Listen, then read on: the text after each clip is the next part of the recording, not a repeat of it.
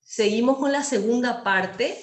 Entonces, Lourdes, ¿te animás a leer el capítulo 4, versículo 12 al 17? Lourdes. Ah, sí, no sé si tiene. ¿Tenés Biblia? No tenés, no importa, no importa. Ok. Jessica, ¿podés leer si tenés?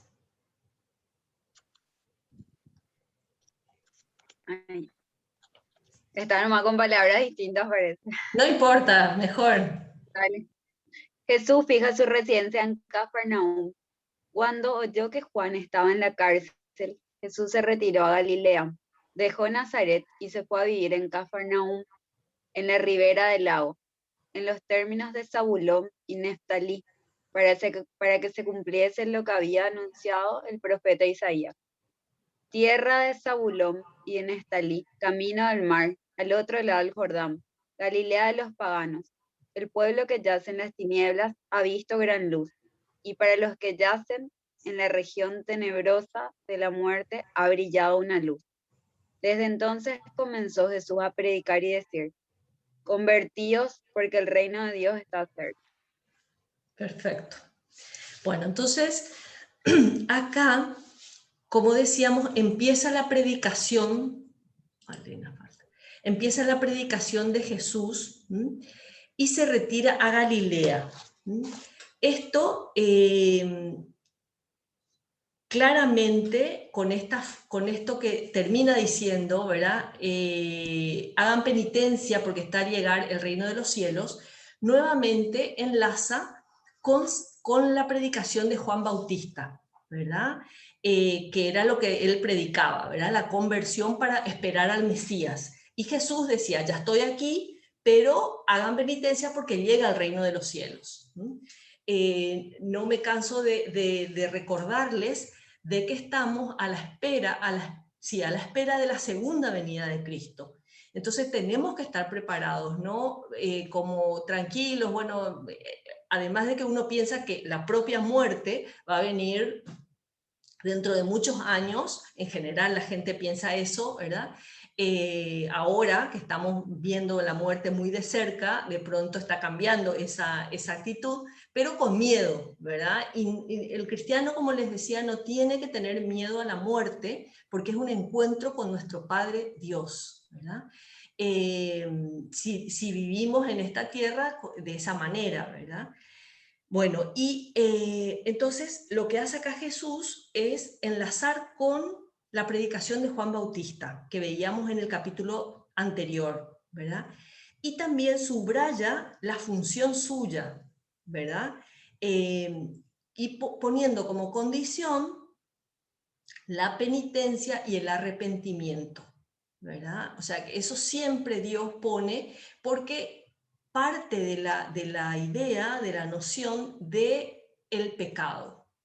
El pecado original que todos tenemos, la tendencia al pecado que nos quedó a causa del pecado original, y las inclinaciones y limitaciones que tenemos cada una que ya conocemos, ¿verdad? Haciendo examen, un poquito de conocimiento personal, nos damos cuenta de las malas tendencias que tenemos, ¿verdad?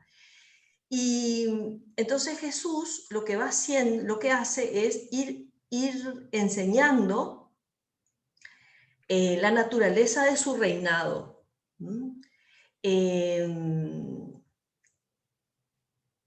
Por un lado, lo que quiere aclarar Jesús es que su reinado no es terreno, no es temporal, es espiritual, es en el plano espiritual, y lo que hace es querer purificarlo de desviaciones nacionalistas, que es lo que hacen los judíos, ¿verdad? Como un rey terreno.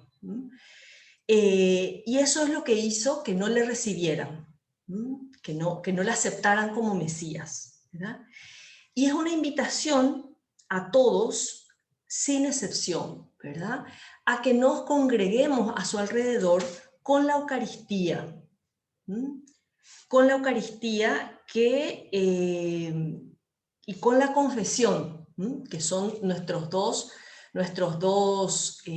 sacramentos más fuertes y más importantes.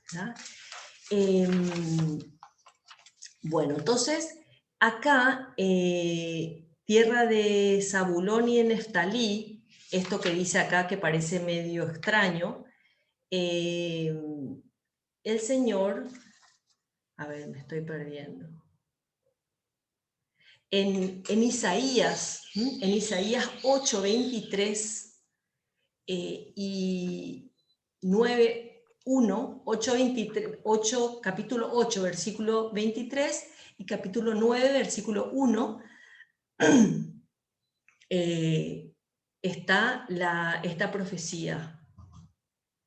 Esta región de Galilea es nombrada también como tierra de Neftalí, de Zabulón, ¿verdad? O sea, se refiere todo a lo mismo. Y después la explicación de Galilea de los gentiles. Uno dice, ¿por qué se refiere de esa manera a Galilea? Y es porque los judíos que estaban en Galilea fueron muchos, ¿verdad? Fueron deportados y en su lugar fueron traídos grupos de poblaciones extranjeras para colonizar el país. Por eso dice Galilea de los gentiles, ¿verdad? De los paganos, porque son los que están apartados de Dios, son llamados gentiles y paganos, ¿verdad? Bueno, entonces a eso se refiere esa profecía, ¿verdad? Y cómo hace alusión nuevamente a la profecía, ¿verdad? Tierra de Zabulón, de Neftalí, que es lo mismo, serían personas que vivían en ese lugar. Bueno, y la penitencia de la que Jesús habla aquí, qué importante es que la tengamos presente. O sea, que no nos, ¿cómo les diría? Que no nos asentemos en la tierra como si fuera el lugar definitivo. Que tengamos bien presente siempre que estamos de camino a la vida eterna. Ese es nuestro objetivo, ¿verdad? Y tarde o temprano, ¿verdad? Con la venida de Cristo o no, ¿verdad? Depende de cuándo se realice, vamos a estar en él, ¿verdad? Bueno, entonces después está la segunda parte, a partir del 18. ¿Querés leer, Messi? 18 hasta el final. Sí. Vocación de los primeros discípulos. Mientras caminaba junto al mar de Galilea, vio a dos hermanos, Simón, el llamado Pedro, y Andrés, su hermano, que echaban la red al mar, pues eran pescadores, y les dijo, seguidme y os haré pescadores de hombres. Ellos, al momento, dejaron las redes y le siguieron. Pasando adelante, vio a otros dos hermanos, Santiago, el de Zebedeo, y Juan, su hermano, que estaban en la barca con su padre Zebedeo, remendando sus redes, y los llamó. Ellos, al momento, dejaron la barca y a su padre y le siguieron. Recorría Jesús toda la Galilea, enseñando en las sinagogas, predicando el evangelio del reino y curando toda enfermedad y dolencia del pueblo. Su fama se extendió por toda Siria y le traían a todos los que se sentían mal, aquejados de diversas enfermedades y dolores, a los endemoniados, lunáticos y paralíticos, y los curaba. Y le seguían grandes multitudes de Galilea, Decápolis, Jerusalén, Judea y del otro lado del Jordán. Ahí está. Bueno, muchas gracias. Entonces, es la llamada a los discípulos, a sus discípulos, ¿verdad? Predicación en Galilea y vocación de los discípulos. Estos 4 discípulos ya conocían al Señor, ¿verdad? Ya le conocían Andrés, Pedro, Santiago, Juan, ¿verdad? Y es impresionante cómo a la primera llamada de Jesús, ellos dejan todo y le siguen. Lo que sería la atracción de la personalidad y la santidad de Jesús, que claro, era Dios, ¿verdad? y cómo el Señor les elige, a pesar de los defectos de los discípulos, ¿verdad? De estos nuevos, sabían perfectamente, Jesús les conocía perfectamente, ¿verdad? Y ellos eran pescadores, ¿verdad? No eran grandes personajes, ni siquiera eran conocedores de la ley, no eran fariseos, no eran saduceos, no eran, porque ellos eran sencillos, ¿verdad? Eran sencillos y eran humildes, que es lo que Dios busca en las almas. Dios no busca el que sepamos mucho, Dios busca que amemos mucho, ¿verdad? Que amemos mucho a Dios y a los demás, ¿verdad? Y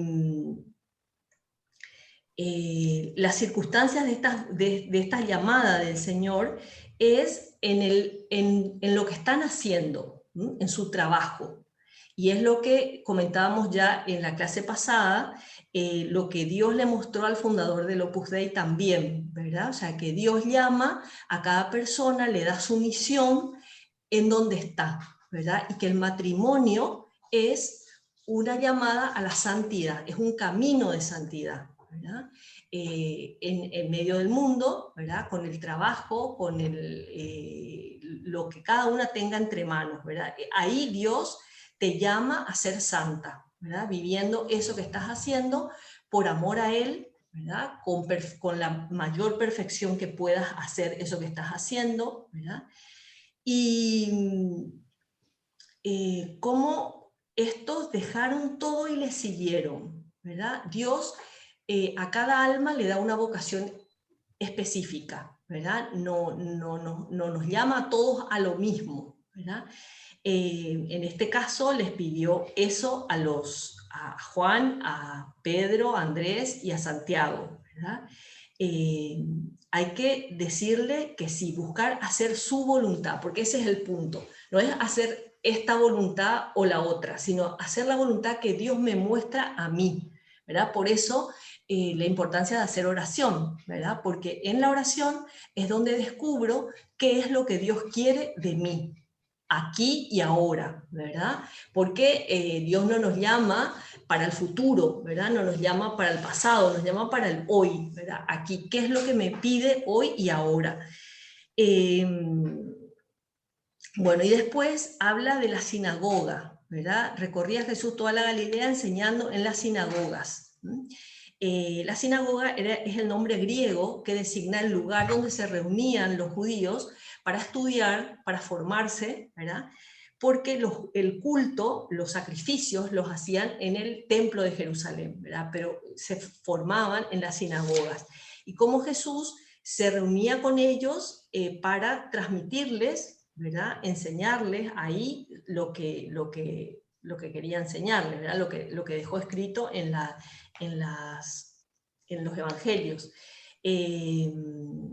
Bueno, y después, en estas pocas líneas finales del capítulo, lo que hace, en este caso Mateo, ¿verdad?